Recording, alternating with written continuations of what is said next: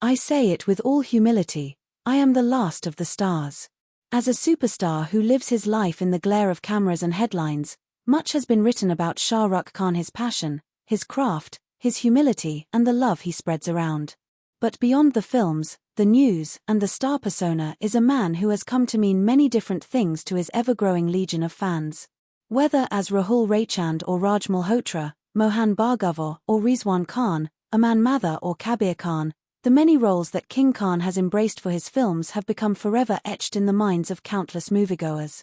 This book presents portraits of the star's inspirational life and unearths what he means to people in every corner of the world, be it a taxi driver in Paris, an Irish woman in London, 3 generations of women in a family in Pakistan, or screaming fans across Europe, Asia, the US, the Middle East and, of course, India.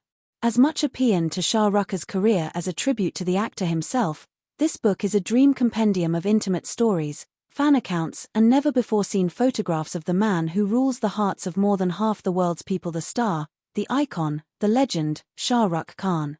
The Return of the King. How Pathan Day came about, no one knows for sure. Something like this perhaps happened last when Rajinikanth released his much-awaited Robot 2 on the 29th of November, 2018, or when Amitabh Bachchan's films were released in his heyday.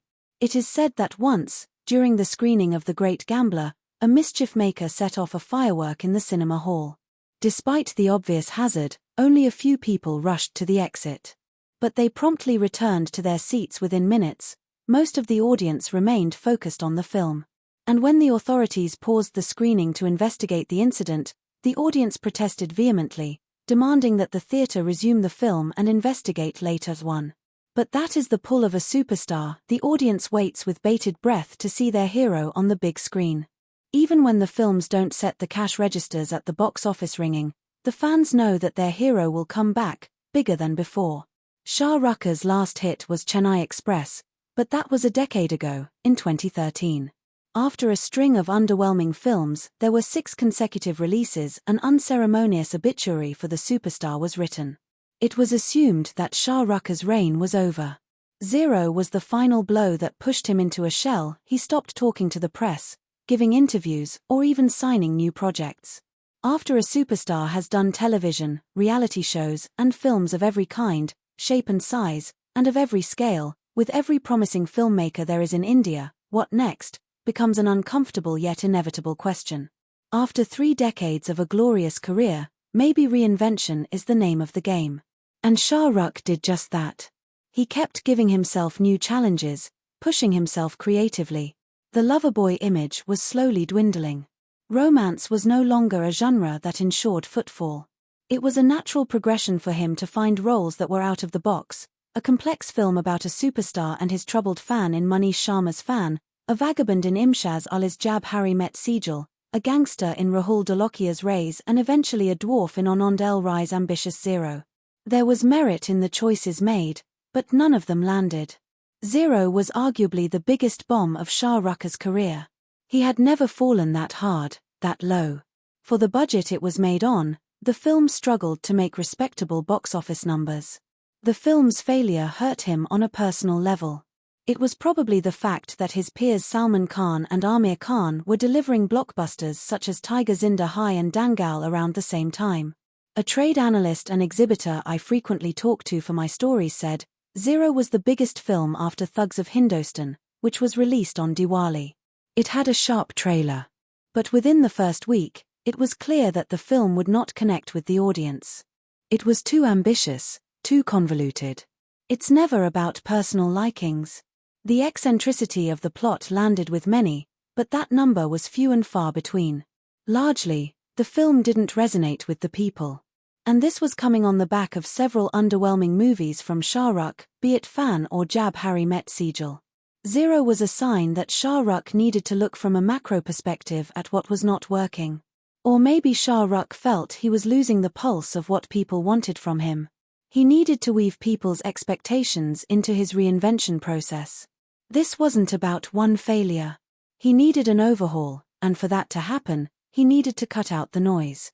Much to the surprise of everyone in the industry, Shah Rukh retreated into a sabbatical. Much after the success of Pathan, Shah Rukh mustered the courage to put his emotions of that time into words. In an interview with Robin Uthappa, he said, "I was actually taking a break for just 1 year. I thought, Thoda Rukh Khun, physically fit Hota Khun, let me stop a while, get physically fit. Zero required a lot of hard work, and then it didn't work as well and nobody liked it. I felt bad. But then I thought I will do something which people like, Bohot Kali Apandil Ki, I've done enough of what my heart wants. I have been working for the last 32 years and I never thought there will be a time when I will not work too." Lockdown altered everything in everyone's lives.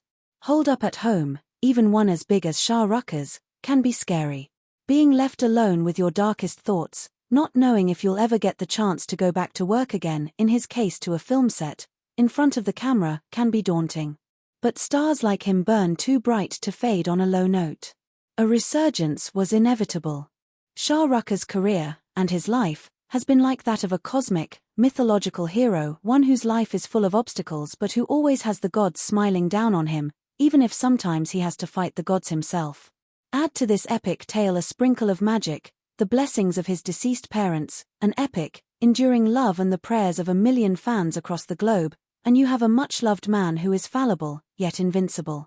Shah Rukh's career, and his life, have been like that of a cosmic, mythological hero, one whose life is full of obstacles but who always has the gods smiling down on him, even if sometimes he has to fight the gods himself.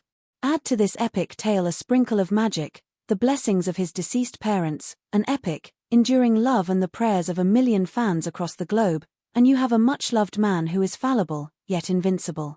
The love Shah Rukh enjoys isn't ordinary. By design of this industry, superstars are loved and adored. They are pampered, they have fans screaming their names, an army of women swooning over them. But Shah Rukh is different. He gets blessings from our mothers. Our fathers tell us,